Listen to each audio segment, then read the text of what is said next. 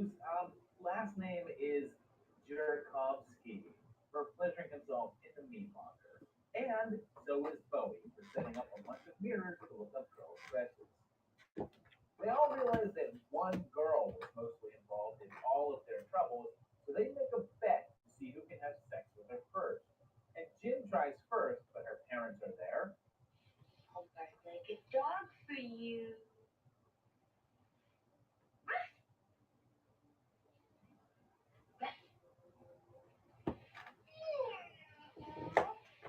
Does she know what a dog is? There's also Bootsy here, played by Linda Shane, and she co-wrote the script. So I guess blame her for half of these shenanigans. And she also posed for the cover art. Bowie's events also failed, and this goes through the Wild and the Wonko from 1958. So this is set after that. And then for some reason, they just kind of cut in the theme song to Battle Beyond the Stars in there.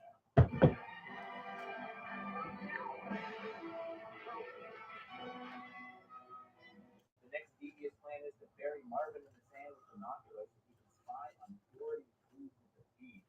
And Brent is seduced by his teacher. But remember, forget the fact that the actor is like 30. He's supposed to be a high school student, so the chance of him being underage is pretty high. There's later a poster up on the wall for the old Charles Bronson book Machine Gun Kelly, which also came out in 58. Have I mentioned that Brett constantly has a tennis racket in his hands? Like, every time you see him.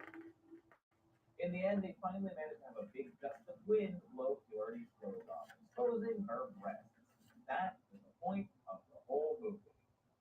There's no clear date in it, but it's supposed to be mid 60s, so I guess let's just say 1965. Transgender. It's made very, very cool through the media, through TikTok, through Reddit, through Tumblr. 2 years later, the boys were back with Screwballs 2, which was also called Loose Screws. And we're no longer at Taft Adams and now at Beaver High. And then it looks like the crew is back, but their names have changed, and some actors have as well. Rick is gone, and a new guy is now Brad. Brent is now Steve, also a different actor.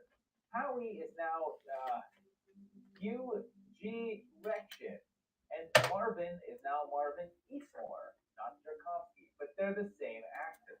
So I think they're supposed to be the same guys, but also not. It said that this is their fourth time as seniors, so they're essentially a special summer program. But then all the cars are modern, so it's no longer the 60s. It pretty much says once and for all that this isn't really a sequel and these are different kids. Once again, it starts with pretending to be doctors to get the girls to strip and grope them, but things get out of hand and they end up at the principal's office. So, Brad, where's all these luscious babes you promised us? You were just in a room with a bunch of them, like 10 minutes ago, dude.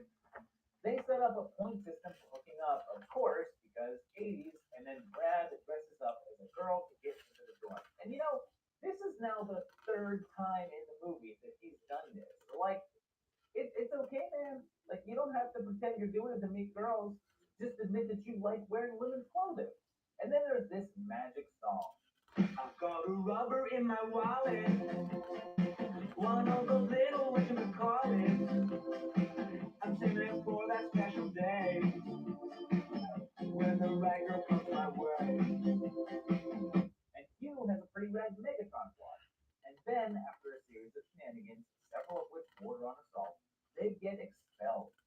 So they break into the big high school ceremony, screen a film of the principal having sex with a French teacher, and then pump in an aphrodisiac to make the teachers all strip and do it.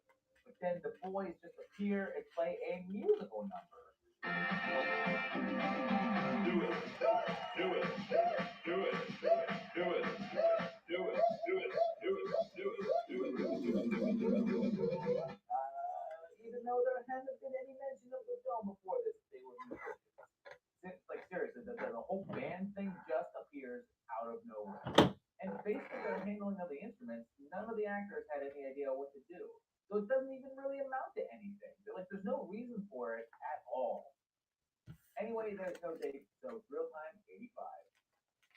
The trilogy was completed 3 years later with Screwball Hotel from the same director as the first two, and there's a big hotel that seems to be having a staffing issue, and it's also bankrupt and has 5 weeks to pay up, or else Dick Business takes it over.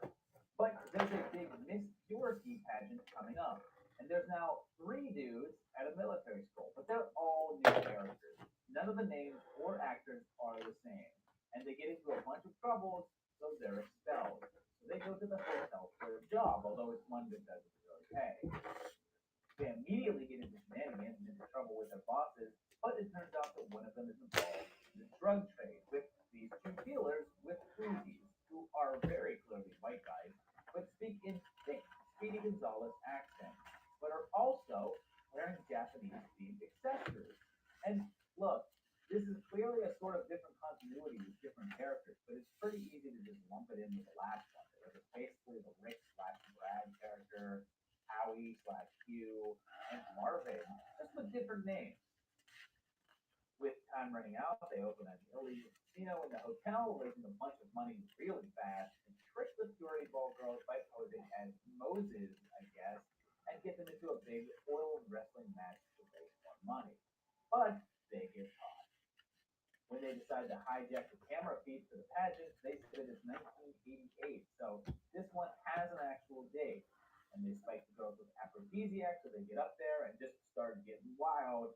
And when they crown the champ, they say that she's Miss 1988. But then, when she starts stripping down, an old lady starts just shooting the crowd with a submachine gun. So is this 1988 or like right now? The boys pay up with money that they use from selling video of the pageant, and they win the day, finding the women of their choice.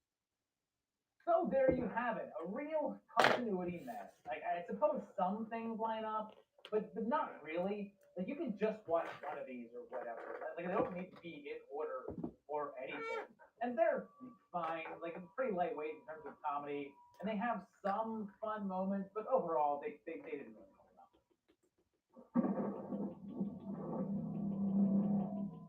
You know, there was a point in time that a bunch of the straight to video horror stuff was just bugs. Lots of bugs. So, of course, there had to be a spider. And of course, that would turn into a franchise. And this is one that I did a while back, but never used because I figured people were only kind of into it. And since it's more of an anthology sort of series, it's a bit meh with timeline stuff. But let's go get stuck in its web for a while.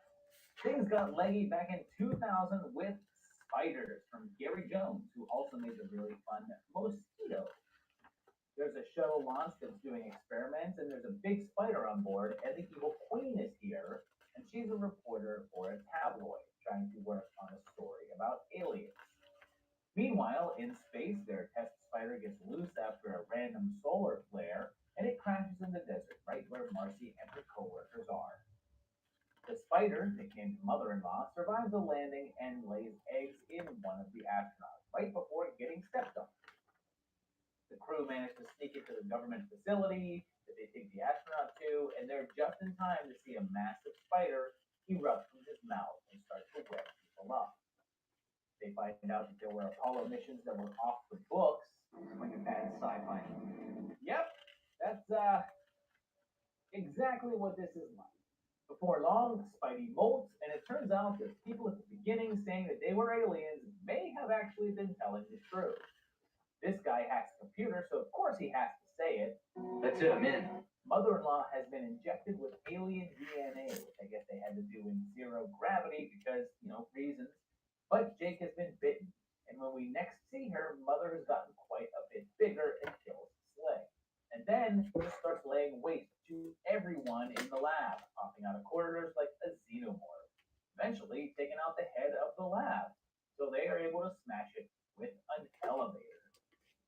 Marcy and tough guy John escape, and it seems like all is well, but there's 20 minutes left of the movie, so something's up. And yup, Agent Gray is still alive, but has a spider egg in him, and it just erupts into another one. Like, how does this even happen? Logistically, where did it fit? Instantly, it's the size of a house and it heads towards the city. Our heroes chase it in a helicopter, ending up at the LA Convention Center, and they shoot it with a rocket launcher, but its skin is too strong. But they're able to get close enough to shoot a rocket down its throat, killing it. So there's no clear date here. Let's go with real time 2000. 1 year later, a sequel hatched with Spiders 2 Breeding Ground, with Sam Firstenberg taking over as director, who also did the second two Enter the Ninja movies and also a couple of the American Ninjas. It starts with a small cabin cruiser being boarded and some people are kidnapped while the rest are killed. And Jason and Alexandra here find the wreck, but are soon stuck in a big storm. They get picked up by a cargo ship run by the scanner cop, and Bull is here. And things on the boat are tense. Jason is soon finding storage rooms full of dead bodies on board, and it appears as if that spider is here too. Turns out that the dock is running experiments that involve human test subjects and spiders, and they use Jason as the big rat is on board here and plant an egg in it. And pretty soon, all of the test subjects hatch, and a whole bunch of spiders erupt from their bodies. They start killing off the crew, taking out the captain, and they fight them off with a handy flamethrower that I guess is a standard issue on ships. There's a whole bunch of spiders though, and one of the bigger ones takes out Dr. Gerback, and Alex goes on the hunt for the antidote, stalking around quarters and facing down spiders like a super discount Ripley. She manages to get it and give it to her husband, hopping on an escape boat. They blow the ship up, sinking all the spiders, and are rescued by a passing helicopter. There's one spider left though, which they blow up with a grenade in one of the worst explosion effects that I've seen in a while. Now, there's no date here, so we'll say 2001, 1 year later. But I guess it's debatable that it's even connected. Like the way the spiders operate is similar, but there's no mention of the alien DNA here. And these appear to be solely the work of Dr. Kerback. So then, 12 years later, for some reason that I cannot fathom, someone was like, hey, remember that pretty obscure set of movies a decade ago? Let's make a third part.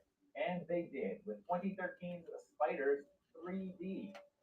Like the first one, it starts with a science experiment with spiders in space, and then we're in New York. And ew, Xander is here. Don't tell Johnny Rico. And a piece of satellite comes crashing down and into the subway. There's spiders loose attacking rats and some very questionable CGI. And Rachel here is on the case, and her daughter is a very young Sydney Sweeney. And her and Jason are getting divorced. I put Jason and Rachel, not Jason and his daughter. She's way too young. And there's a whole horde of a tarantula-sized critters here. And yeah, how is it that the CGI looks worse here, 12 years later? Like the earlier films, the spiders lay their eggs inside their victims, but they're looking for a queen egg, and it's missing. This guy says he's been working on the project for 20 years, which might indicate this is not related to the first two and that this is a new origin story for the spiders. And we get Rachel's resume, which tells us that we're at least past 2010. And a little later, we get a good look at their badges, which also says 2010. So I think it's possible that that's our year here. The spiders start to grow, we're getting into these monstrous looking things. And this guy says 20 years ago they found a spaceship under the ice. There was an alien inside, and they took that DNA and spliced it with the spiders in space, which is pretty similar to the story of the first film. So it's possible that it's a continuation, but the details are slightly different. So it's also possible that it's a straight reboot. As a side note, this subway area that they keep showing us is just a set. It's a big subway specifically for filming. And you can tell this because of the stock fake posters they have up, like this fake movie poster. And my favorite, the bottled water brand simply called Water, which was mild from other waters. There's tons of them down in the subway, all different sizes, and they get up to the streets. And again, this whole street area is just a set. So all the signs are stock images. And it's why so much of the film takes place on this little stretch of street. Turns out that there's a massive one that breaks through the street, and they lead it down into the subway for a final face-off where Jason rams it with his subway car, saving the day and then walking down into a very large matte painting. But there's one spider left. So there you have it. 3 movies, no continuity really. In fact, they basically contradict each other, so it's pointless for them to be a series even. And these are mostly mildly entertaining. Like the first is the most enjoyable, but they're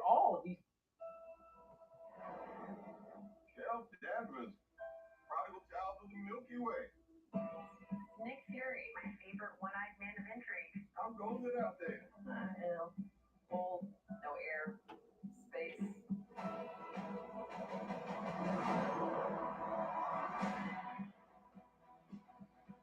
Captain Marvel, the Annihilator.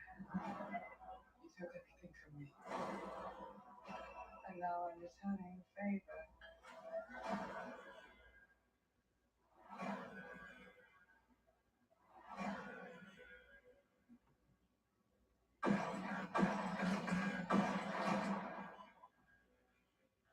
What is happening today? These entangled our light-based powers, so we switch places whenever we use them. You can absorb light. I can see it. Mama, who's mom? Hi. She can turn light into physical matter, which I have never heard of. I can totally show you. No!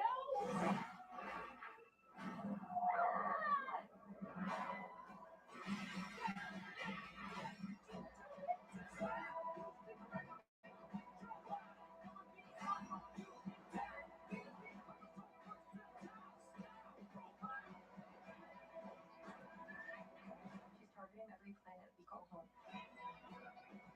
I would never choose to bring anybody into this.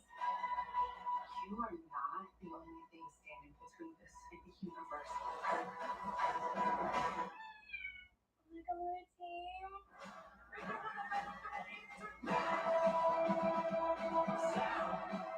Higher.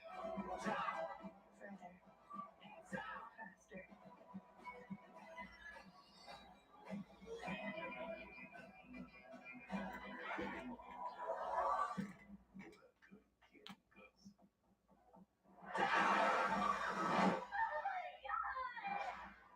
I can't. I got it.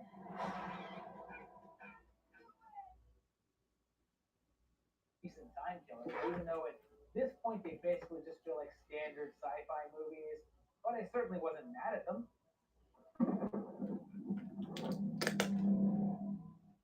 Here's another short bit of horror, and it's the mini timeline of the Ancient Evil movies. This is one that I did originally for the mini timeline month just this past February, but I just felt like there was things that deserved the spots more, so I pushed this one back and it fell off the schedule. So I guess it's getting unwrapped here. We'll unwrap this starting back in the year 2000 with Ancient Evil Scream of the Mummy, directed by David Kativ, and there's a mummy found in an Aztec temple.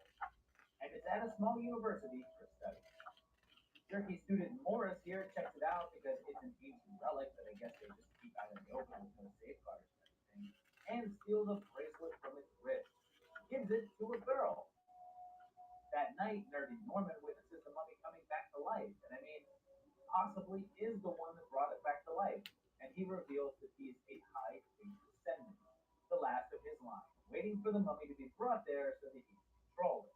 He uses it to kill his professor. And oh, go to film, of course, a guy is wearing tidy whities. And they decide to put the bracelet back and then just end up sneaking around campus in the dark while the mummy lurks.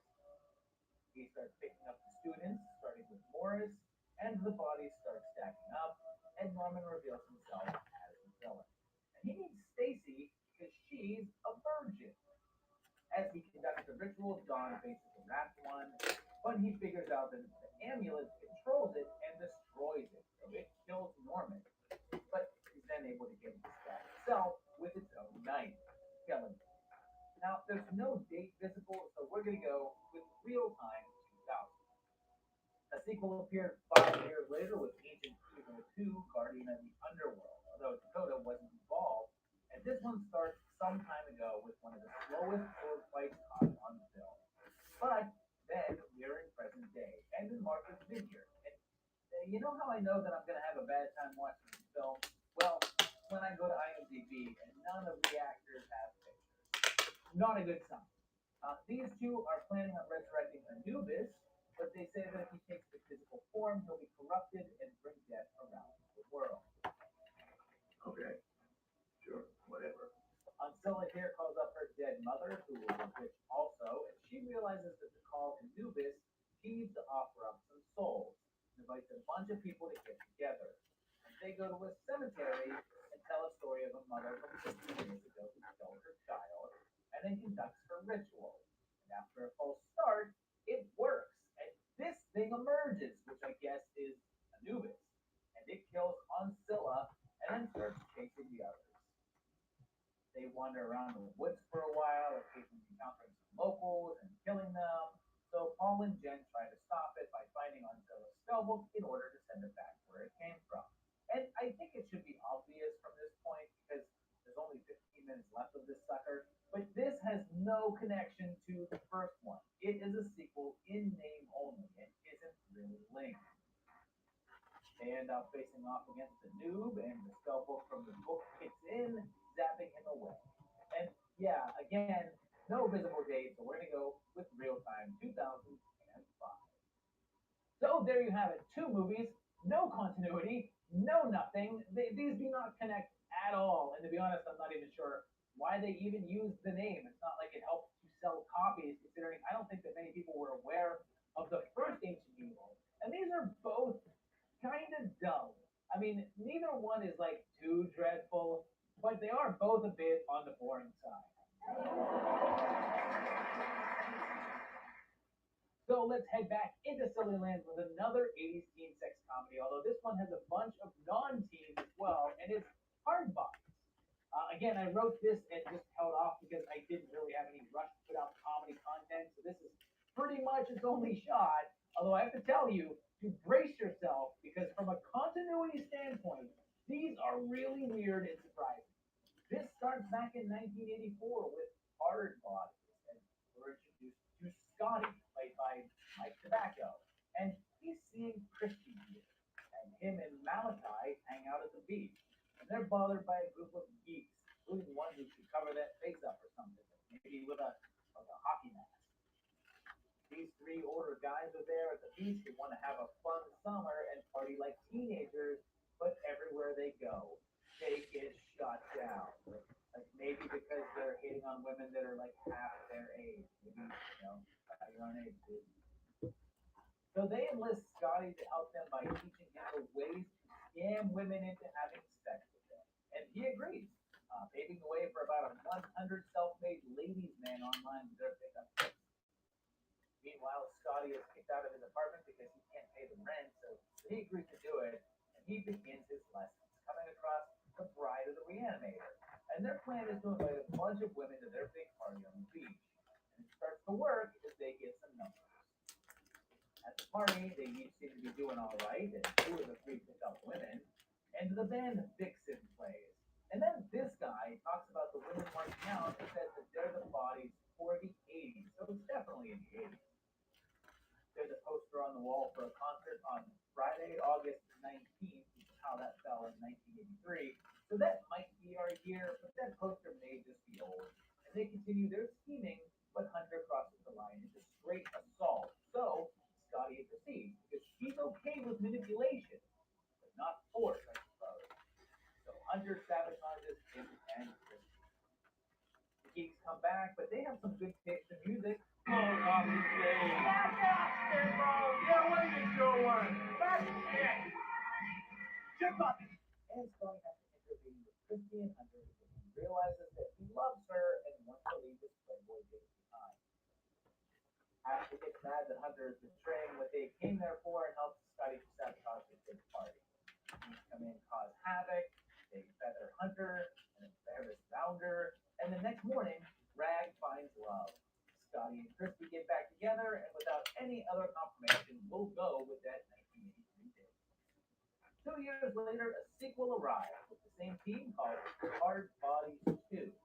And Frank is here directing a movie in Greece, and their actors missed their plane, and Scotty and Rag are here, looking drastically different, as they've both been recast.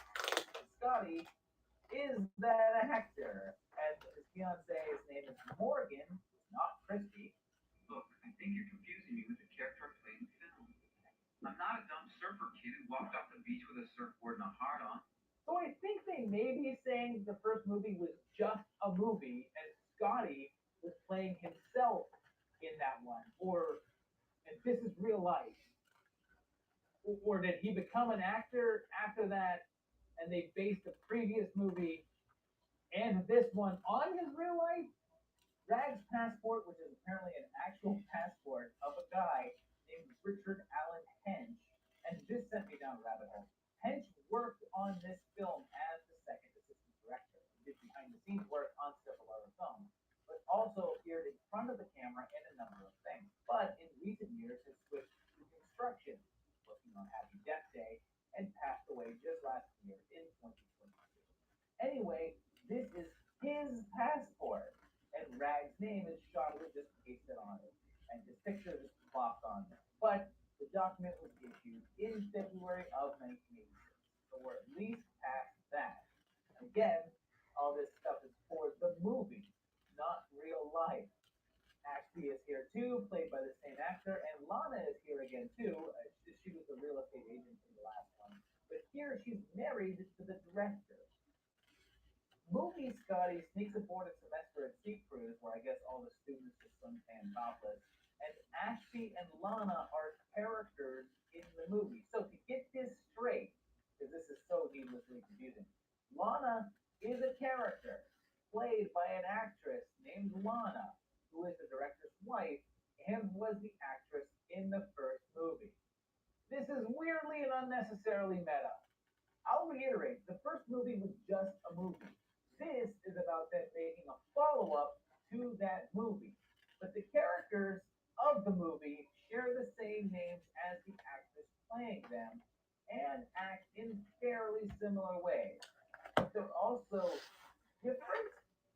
Did you really expect to be this confused by Hard Bodies 2? Scotty encounters a lot of China, and we get the dual storylines of the film within the film, with movie Scotty trying to woo the daughter of a mob boss, and real Scotty falling for his co-star as his relationship with Morgan falls apart.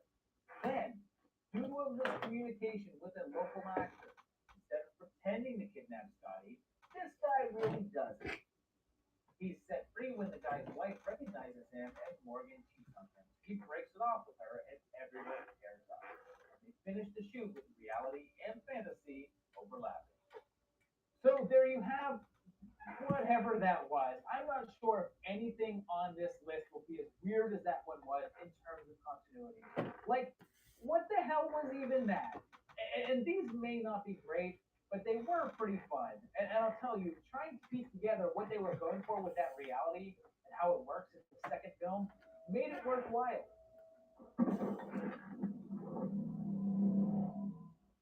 Here's another one from a long time ago that I did, and I just figured that there wouldn't be that much interest in, and it's the mini timeline of the Devil in the Flesh movies. This is only 2 entries, but Rose McGowan is in one of them, so I was down. So back in 1998, Devil in the Flesh was released, directed by a guy mostly known for doing like 20 Billy Joel music videos.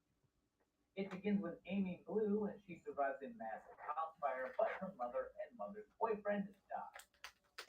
She's sent to live with her eccentric grandma and immediately starts showing some crazy tendencies, and starts at a new school where she makes a new friend and forms a crush on her teacher. And then there's this really weird scene. So, let's see, we could, oh, wait a second. Okay.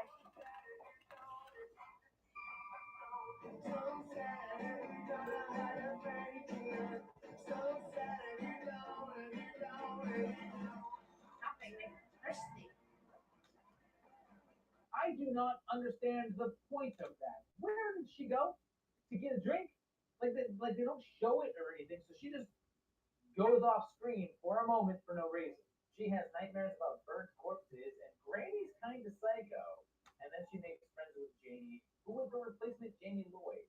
And for some reason, everyone here refers to her as April, when even by like 90s scene girl standards, she's barely even oddly dressed, and is clearly an extremely attractive girl that wouldn't be an outcast in any school, really.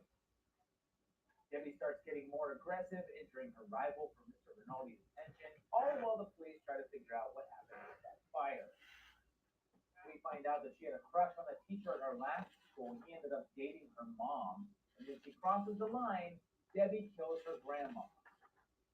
Afterwards, she just goes full on and tries to seduce Rinaldi and then kills some dude trying to rape her. And her obsession escalates into a confrontation where Peter firmly refuses her. And the police get involved, so Debbie blows her own head off with a shotgun.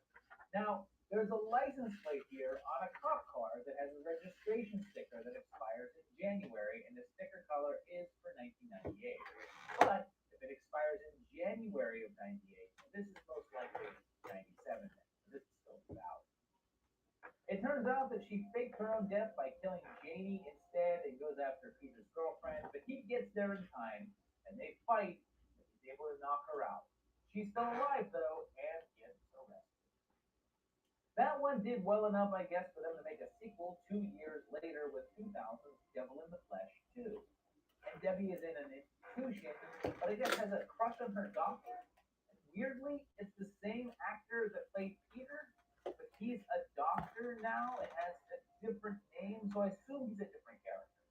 But Rose McGowan didn't come back for this one, so Jodie Lynn O'Keefe took over the role. She escaped, gets to ride with a young girl, but newspaper says that she's Debbie Strong, but in the last one, she was Debbie Strand. So perhaps this is meant to be a different character. So possibly the dumbest character that I've seen in a while pepper sprays herself and then backs into a pole to kill herself. And her license was issued in 98 and expires in 02.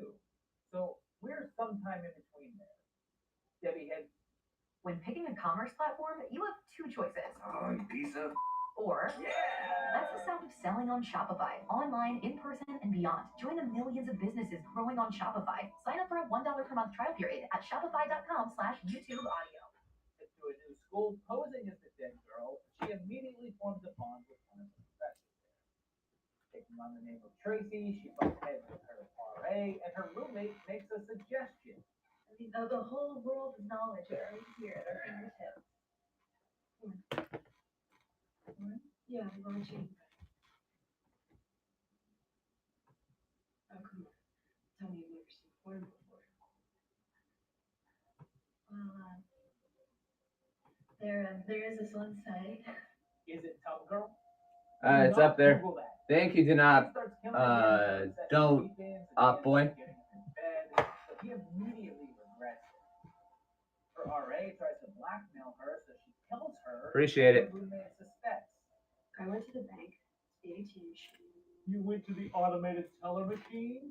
Once again, she is spurned because her teacher wants to remain with his current girlfriend, and they have a complication in which she stabbed, but manages to survive and goes to run. Ending up in a car with a license plate that Wow, I didn't know that. August Sorry, glad you 2000. won. Always a fan of the show. Sorry, I don't. So So long didn't know what to say, but you're still here, so good. So there you have it. 2 movies, maybe continuity. I have. maybe Oh, not. cool. Like it's hard to say. I'll just point out that the second. Yeah, it's a great. I love this cover. This cover's amazing.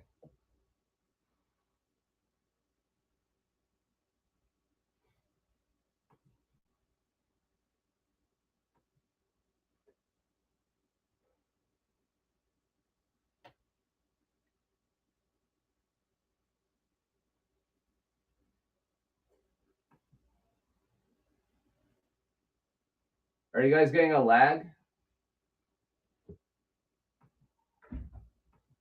Here we go. It was lagging. It was just.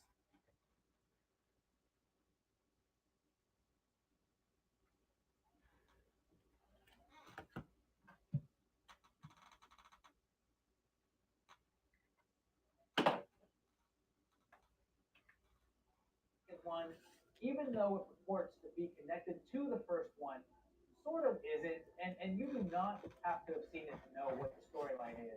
And these are decent. I like the first one, even if I've seen that storyline play out like 100 times in Lifetime movies, but it was fine. The second one, you can pass.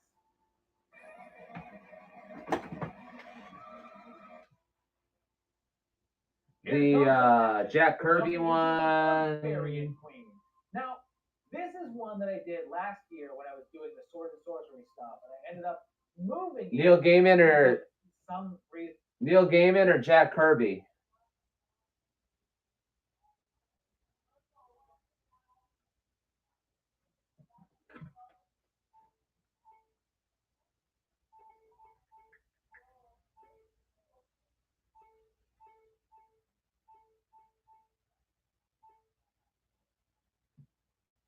Neil Gaiman. Let me check. Yeah, I know I don't have it. Sorry.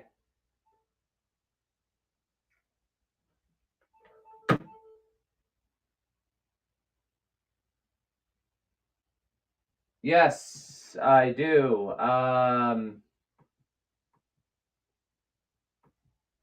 Adam Hughes, Wonder Woman. Yeah, hold on a second.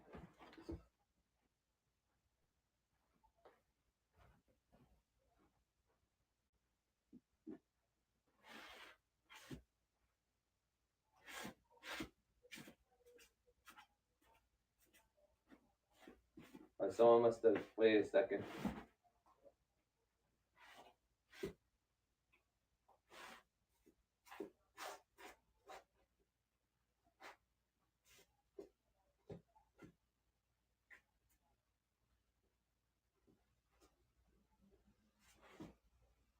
I have 187.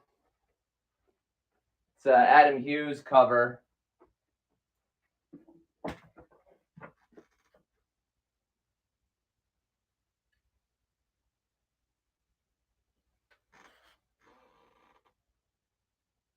Yeah, no, I don't have I don't have Neil Gaiman Sandman 1. Sorry. Do not, boy. Can I select if I got it? I could run it for you. It's $12.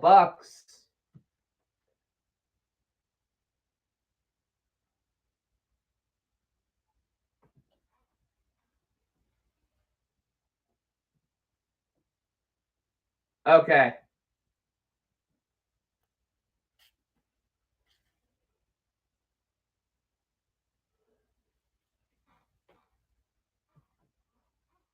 Reason or another that I'll be honest, I do not remember, and it went on the shelf. So now I'm bringing it out. This begins in 1985 with Barbarian Queen, which kicks off letting us know exactly what kind of movie it is with a pre-credits rape scene. Always a classy way to start the film. And it's the wedding day of Queen Amathea and her little sister Taramis is the girl from the intro, and the village is attacked. Like, typical sword and sorcery opening. Women in peril in a small village destroyed by a group of raiders. Eventually, everyone is either dead or captured, except for Amathea, played by Lana Clarkson, and her handmaid, Estril, played by Kat Shea. Now, Kat would pretty soon leave the acting world and get into directing, doing the script kill movies, and then moving on to bigger things like Poison Ivy with Drew Barrymore, Carrie 2, and recently handled a new name Blue film. Along with Tiniara, the women decide to seek revenge and come across a group of Lord Eriker's men along the way, killing them all and finding Tamaris, and manages to find a way into the villain's city, where she finds out that her fiance is alive and nuzzles a wall to celebrate. There, Estril is also attacked and assaulted, and that's a predominant theme here. This is the half hour into the film, and so far there's been 4 rape scenes. The girls are then captured, and okay, 5 rape scenes, I guess. And Tianara tries to escape and is killed. And Amathea is tortured while naked, of course, and Argon tries to organize the captives while being forced to fight in an arena. And then, 6, the queen escapes, and they eventually rally the local rebels. And just when it seems that all is lost, they put their plan in motion with the rebels attacking, the gladiators rising up, and Amathea leading them, eventually fighting one-on-one with Eriker, but the killing blow comes from Taramis. They win the day, and Amathea and Argon are reunited, and obviously, this is a fantasy world, unlike our own, but let's assume that it's on a parallel timeline, and this is this world's version of 1985. 5 years later, in 1990, a sequel appeared, kinda, with Barbarian Queen 2, The Empress Strikes Back. Lana is back, but is now a princess, and her name is Athalia, and her father, the king, has been killed. So she has a different name, no husband, and is now just the princess instead of a queen. So I would wager that this is just a different character instead of this being a sequel. Instead, her power is challenged by the evil Antares, who wants to get his hands on their sacred scepter, so she escapes into the woods, where she teams up with warrior woman Darla and a group of Amazonian warriors. They taunt her for being too high maintenance and not a fighter. Again, a sharp contrast from the character in the first one, again pointing to a new character. And you know that this is a different kind of movie because it takes a full 17 minutes before someone is sexually attacked. The princess may not be that great of a speaker. We had a king who ruled us wisely once who let even the poor go. The justice was on their side. Oh yeah, you know. I'm sure the rebels of the forest love being called the Poors. But it turns out that they do like it and rally behind her. And she fools around with one of the king's men that seems conflicted about their evil ways. And there's also this young girl named Tamis that I think is supposed to be the Hey, what's up, Lone Ranger? What's good, brother? For a second, because this is called The Empress Strikes Back. But there's no Empress in the other movie, and it's not like we see anyone attack one at any point for one to strike back. And there's not even any Empress in this movie. Like there's a princess, and this little girl is also a princess, but no one is an Empress. And look at this cover. I think this is the Empress, but this character is nowhere to be seen. For that matter, either of these. That's cool. That's cool. Thalia is eventually captured, where she is once again strapped naked to a rack, and the rebels and Arion eventually have to Nice. Yeah. save her. Gotta check the comics. Black magic and Look at the transform condition, you know. nothing like that cover girl, leading to a big Something I battle spent a lot of time doing. And Tamis gets stabbed because her dad no longer recognizes her. Oh, cool. Thalia kills Were those the ones that came from Heritage? Also dead, presumably killing himself in grief, and she claims the scepter, becoming the new ruler. So Nice. here's what I'm proposing. I gotta get on that website and check those books out. On becoming queen, to she goes on to rule see the kind of stuff they sell. Arion and takes on a new name to denote her newfound commitment to the force. And a few years later, the events of the first movie happen, with her now more battle-skilled and mature. So let's say that this is in parallel 1980 with 5 years in between films, which is what it actually was, but just in the opposite direction. Now, Yeah, what were the condition of the books in 1985, for Black Knight 3 and 5? Barbarian Queen. There was also this movie called Wizards of the Lost Kingdom. It was from the same director as BQ. The opening of the film is basically a sort of greatest hits. Oh, wow. Flicks showing a bunch of Well, those books are really hard to find, period. They're really rare, from what I hear. It's really weird. I never actually took the time to look for them. Who can make statues come to life. Yeah. Has a pet yeti, and the peaceful king Tylor is deposed by an uprising from the evil Shurka, who classic sci-fi fans may Is it remember. chipping? Is it Simon is tearing? attacked again in the forest, only to be rescued again by the sequel Buford Puster. And I should say right now that this is absolutely not connected. I'm sure it was very pricey. Was it in a slab or was it raw? Because A, I want to, and B, I need to talk about its Wow. and C, You have not found that ring yet. We're still looking, master. I rest my How much did it go for? Meanwhile, if you watch the movie Sorceress and were like, hey, that lion dragon thing at the end of that one was awesome. Well, they thought so too, because they just straight up lifted that segment and nonsensically added here. Oh, but there's also Oh, really? Oh, okay. and then zombie warriors, lizard men, hobgoblin guys. Well, that's a lot of money for a book. And this giant lizard thing. But then also ghosts, bats, and dinosaurs. This monkey monster. It's like jam packed. But you know what it doesn't have? One of the Skeksis from the Dark Crystal. Even though they put one on the freaking movie poster. Oh, but there's a Cyclops and a female with the Cyclops. Rainbow Bridges, and they eventually free all the captives in the castle. Yeah, man. With Simon and Shurka face off. I got a stack of keys if you're interested. I just got a small collection yesterday from somebody. But I don't have it priced out. I don't have it graded. But if you're interested, I could show you. The sequel was made with Wizards of the Lost Kingdom let me know. There's an Amazing Spider-Man 300 in there, newsstand. There's Detective Comics 880, that Joker cover, that Joker cover.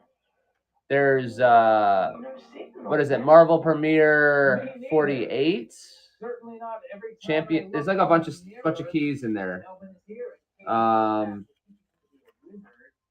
So I don't know.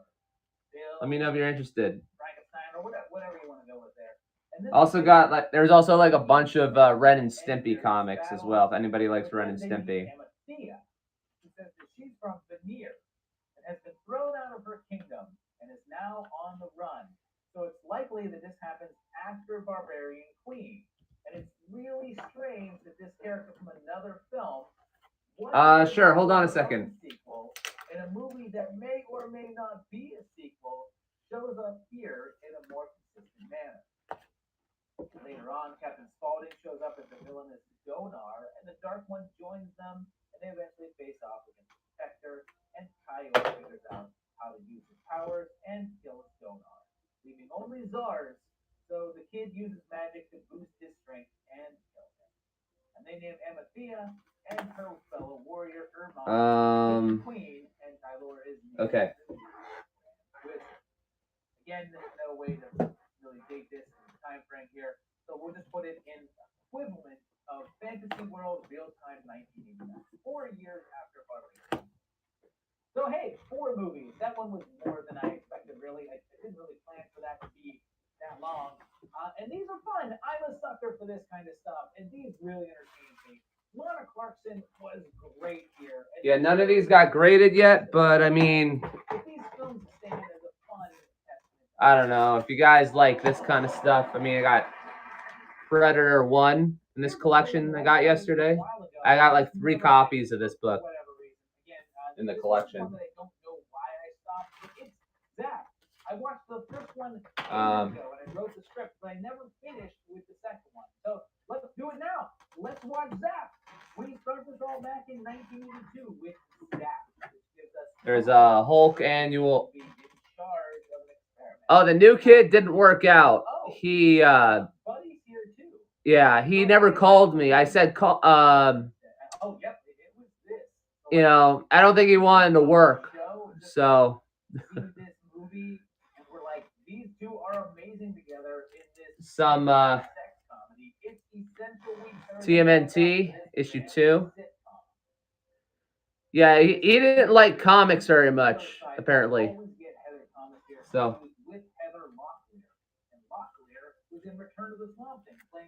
Tales to Astonish 85. Here's here's another copy of Predator 1. First appearance of Predator in comics. Another Predator 1.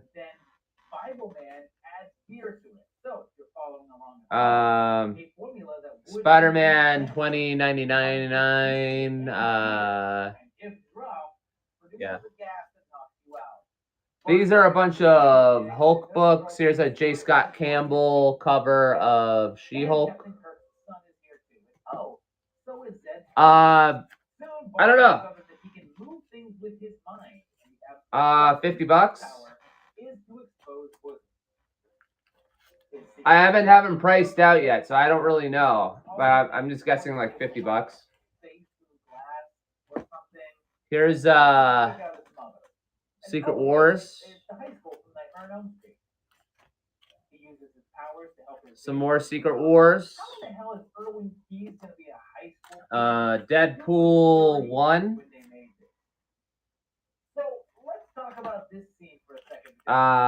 Here's Deadpool 4.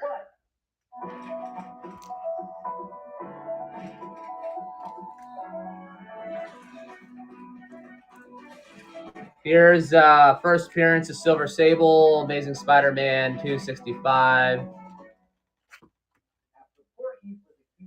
Green Lantern 201. This entire segment was shot after they were done filming just for more nudity. And it includes Joel Shepherd and possibly Secret Wars 7, first, was it Julia Carpenter, Spider-Woman? Here's Supervillain Classics, Galactus. Here's, And here's another silly note. The poster of the film ran as a yeah, looks mid-grade. Amazing Spider-Man 300 newsstand. I don't know what's up. I don't know what's up with this book. I haven't looked at it. Hold on. Yeah, it looks like the cover got hit here with some moisture. So it's probably a fine. I would say maybe a fine plus newsstand. $5.50. Yeah, a real upstanding guy. Barney and Bernadette get together without him manipulating her, even if he does try to lift her shirt with his powers. All right, New Mutants Annual 2. First Psylocke. Justice Society 1. You know, the color looks really off on this one, but I might be a manufacturer, manufacturing error. Amazing. That was a Fantastic Four 58. We got Fantastic Four 56. First cover appearance of the Claw. Fourth appearance or third appearance of Black Panther. Something like that. I got Spectre 3. Neil Adams. Ghost Rider 68.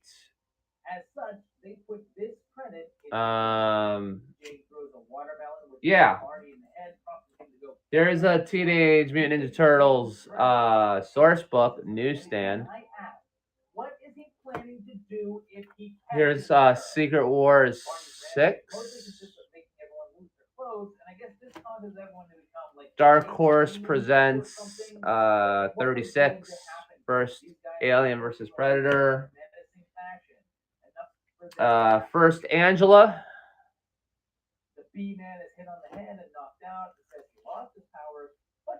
Okay, we got Marvel Premiere 47. First Hank Pym Ant-Man. All right, we got Champions issue 1. Looks nice. Pretty good. And then we got Detective Comics 880. I don't know. I don't know what the condition is on this book, so I don't know what I want to price it at. I don't even know what it goes for, to be honest, so I don't know how much I want to sell it for. I haven't had this book in years because it's been so on fire, but I mean, honestly, I don't even know if I want to sell it because it's such a cool looking book. And it's really hard to find because everybody keeps it in their collection and doesn't want to sell it, that kind of stuff. So, all right. So, based on the condition of the back cover, I'd say it is a VF. So, okay. Let me check online and see what it goes for. 1 second. It's prune juice with Barney's name on it, and the jocks force him to drink it. Sure enough, soon after, he starts to gain power. His first inclination is to expose women, including his teacher. It seems Miss Mitchell was at the prom from the first film and recognized. So, all right, I got it at 300. And then Miss Barnhart has this hunky boys calendar, and the days 300 for this book. And this is the beginning of the school year. I suppose we're in the fall of '89. Kevin reveals his powers to Lucy, and unlike the first movie, and that's it wear off in time, for that new collection I got. Actually, there was a lot of other books in there, but I don't think you guys would be interested in what was in there. It's mostly like stuff that you find in the $2 bin, you know. Then this sign says it's the 13th annual Grails, which is weird because this would have at least had to have been the 40th annual if it's been going since like 47. Like this is 1989. This should be at a minimum this 42nd one. And you may say, well, maybe they should do it every year. Hey, they call it the Okay, I'm gonna get off right now, but hey, Penguin race. And I love that during the race, the jocks shake Lucy off the I don't know. Can you give me 5 minutes? I gotta be right back. You guys got me at a bad time. I gotta use the bathroom. Hold on. And there's a substitute teacher that should be teaching about Zuni Dog Defense. And Kevin and Lucy finally get together. And wow, the whole telekinesis aspect of this one is really just like a side story, huh? Here, I'm gonna log off and come right back on, okay?